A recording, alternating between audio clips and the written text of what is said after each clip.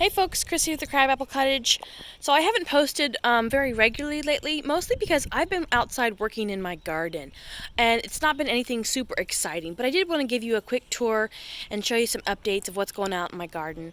So over here, this is my perennial herb bed, and some things didn't make it through the winter.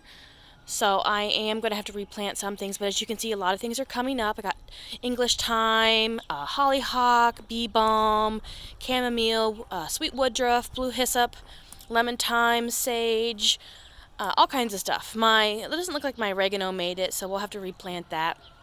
I've got some more herbs and stuff over here, perennials. I've got rhubarb growing in here, but those are new. I just planted them this year, so they haven't come up. Got some golden sage. Over here, more herbs, as well as some blueberries that don't seem to be doing too much.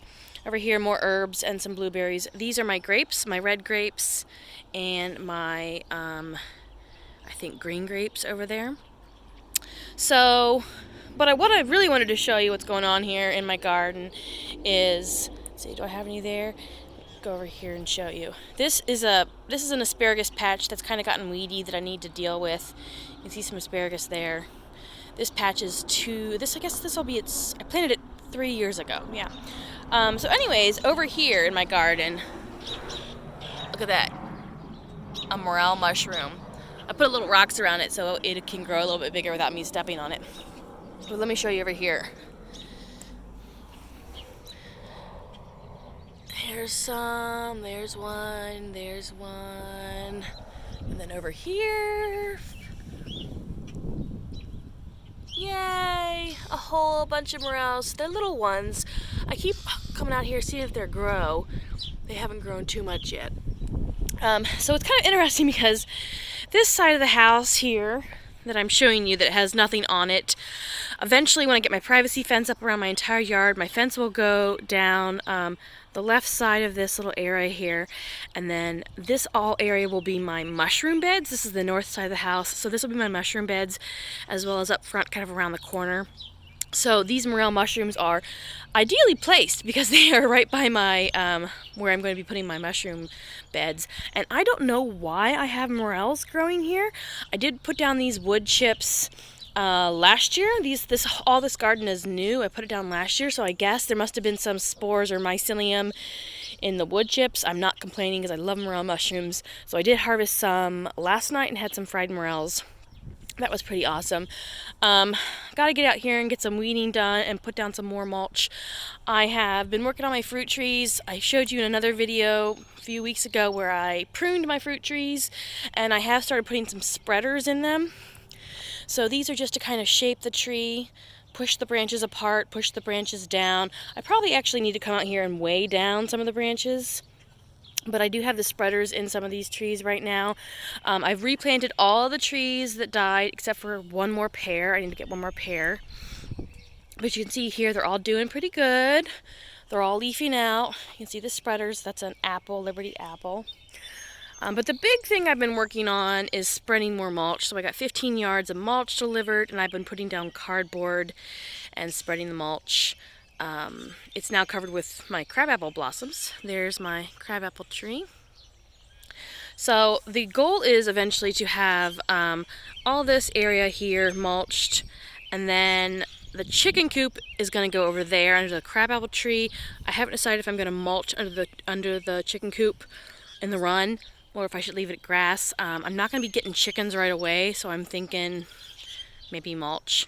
Then I also have these 6 new raised beds that I have to order some dirt for and get those filled, get them set. They're not quite in their exact locations yet. And then I'll put cattle panel trellises between them. So I haven't done, like I said, I haven't done a lot of videos because mostly I've just been working out here in the garden, you know. I got these beds planted. I've got broccoli and cauliflower in this one.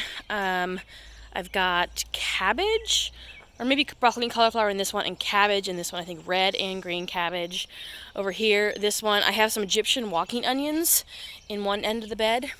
And you can see those coming up. Those are a perennial onion. So I'm pretty excited about those. And then I planted a bunch of root veggies in the rest of this bed. So turnips, rutabaga, and parsnips. My trellises over here, I have 4 trellises planted. 2 of them are planted with shelling peas, and 2 of them are planted with sugar snap peas. And here's the shelling peas. Oh, that's not a pea. Hold on, I had some coming up. Maybe over here, yeah, over here. So here's some of the peas coming up along the trellis that you can see. Those are the shelling peas. This bed is potatoes, and you can see the potatoes coming up. So those are the potatoes. This bed over here is carrots, and I don't see any carrots coming up. I know carrots are notoriously difficult to get to sprout, so we'll see. But you can see the sugar snap peas coming up pretty well right there. This bed, more sugar snap peas there, as well as more potatoes coming up. These over here are my onions. I did onion sets this year. I've never done onions, and I know you can do seed and then you can save the sets and then replant the sets the next year. I just decided to try sets this year. Well, my approach to gardening is to try something a little bit one year, or the easiest way, and then to kind of expand on that. So my onion sets are doing really, really well. I'm probably going to have way more onions than I need, but the plan is to store some of them, to dehydrate some of them, to turn some of them into caramelized dehydrated onions. Let's see, over here, this is my strawberry bed. I need to get out here and weed this. It's got manure in it. Strawberries coming up. Over here, this is my asparagus bed. Also need to weed it. I've been kind of avoiding weeding it because I didn't want to damage any crowns underneath the ground, digging out the weeds. But for some reason, I planted two rows of asparagus last year. I had one like going right along where these weeds are, and then I had one over here. But there are no asparagus stems coming up here. I have no idea why I don't have any right there. But as you can see, my asparagus is coming up very nicely over here on this west side of the bed. I'm going to be harvesting that this week, and we're going to be having asparagus. This is the second year for the asparagus. I planted it last year, so you don't want to harvest too heavily. So I'll just be selective in what I take from the bed. And then these beds back here are going to be corn, green beans, pole beans, bush beans, squash, melon, that sort of thing. I'm also going to be planting underneath my orchard over there more things, more tomatoes and melons and peppers and that sort of thing, because there's so much empty space right now. So the goal for the orchard is to eventually turn it into a food forest. Oh, let me show you over here real quick. These are my berries. These are blackberries that are going to be relocated, if I can relocate them. Boysenberries over there. Raspberries here. Only one of my raspberry bushes from last year survived, but that's okay because it made a bazillion babies. So that's fine. I'll just use those. And then I have yellow raspberries over there. Same thing. 2 of them came back, but there's also lots of babies. That's my elderberry bush growing over there. So anyways, back to the orchard. The plan with the orchard is to turn it into a food forest. So this year, this spring, I'm going to create a winding rock path. I've already kind of started a little bit. You can see where I've been extending the path right there. So I'm going to build a path, another rock path winding through the orchard, and then I'm going to start planting my my shrub layer and my herbaceous layer underneath the trees. So I'll probably put shrubs, berry bushes, between the various trees, and then I will start planting the herbaceous layer in there as well. We'll kind of see how it goes. But the first step is to get this path in and decide how I want it to look. When I first planted this orchard, I just did straight rows. I wasn't really thinking like windy food forest path, but now I'm adjusting my plan a little bit and I have this straight path. So I'm going to try to curve it a little bit or weave in and out of the trees, something like that. I'm not 100% sure, but this will be a food forest over here, hence all the mulch.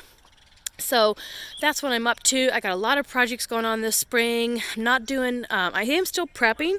I'm stocking a lot of staples.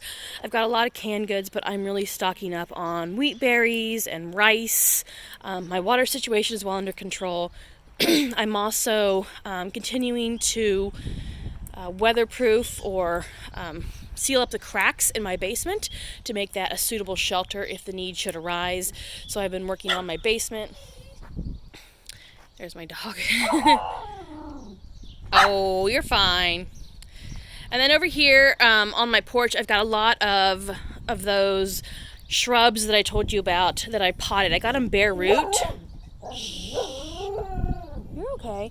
I got them bare root, and I went ahead and potted them so they could start growing, come out of dormancy, because I haven't quite gotten my food forest area ready for them yet. So josta berries, goji berries, gooseberries, I think they're green gooseberries, high bush cranberry, pawpaw, hardy fig, and then over here black currants, red currants, and honeyberries. So lots of wonderful shrubs, berries that I'm going to be planting. So that's what I've been up to, guys. If you guys like this video, give me a thumbs up, hit the subscribe button, and I'll talk to you later.